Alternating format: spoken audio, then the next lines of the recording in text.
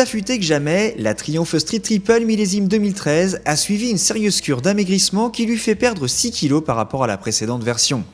Pour réussir le tour de force de passer de seulement 189 à 183 kg tout plein fait, la belle anglaise délaisse ses deux pots sous la selle si caractéristiques et adopte désormais un seul silencieux en position basse.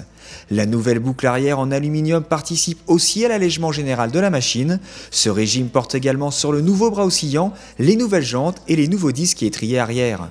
Esthétiquement, la Street 2013 se distingue par l'apparition des copes latérales plus agressives et de rétroviseurs redessinés.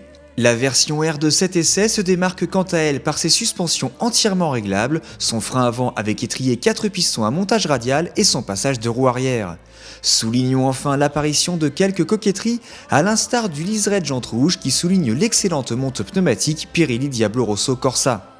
Le 3 cylindres à refroidissement liquide de 675 cm3 et 106 chevaux qui anime la nouvelle Street évolue peu. Un travail sur l'injection a cependant été effectué pour réduire la consommation à bas et moyen régime.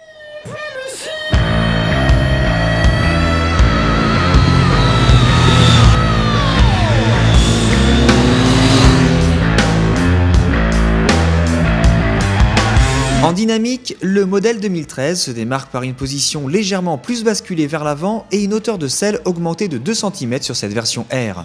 Mieux posé sur la chaussée, le train avant se montre encore plus précis et moins nerveux que par le passé, et si cette nouvelle rigueur impose un peu plus d'implication de la part du pilote, la Street conserve son incroyable agilité et cette aisance à changer d'angle sans la moindre opposition. La monte pneumatique offre un grip et un feeling sensationnel sur sol sec, mais en contrepartie, elle se montre un peu moins à l'aise sur route humide. Dans les épingles ou en ville, le poids contenu de la Triumph et son premier apport de boîte rallongée facilitent les évolutions, d'autant que le rayon de braquage gagne 3 petits degrés au passage. À l'attaque, l'anglaise profite de l'équilibre parfait de son moteur qui allie souplesse et vigueur dans une sonorité toujours aussi envoûtante. Alerte dès les plus bas régimes, le 3 cylindres s'exprime pleinement aux alentours des 7000 tours minute. Pour ralentir le tout, le système de freinage implanté sur la version R se montre à ce point redoutable qu'il faudra faire preuve de prudence au moment d'attraper le levier droit. La version ABS disponible en option est donc la bienvenue pour éviter tout risque de blocage intempestif. Au final, la Triumph Street Triple 2013 est plus homogène en se montrant toujours facile pour les plus sages et plus abouti pour les experts, et pour ne rien gâcher, son tarif reste strictement identique à la version précédente.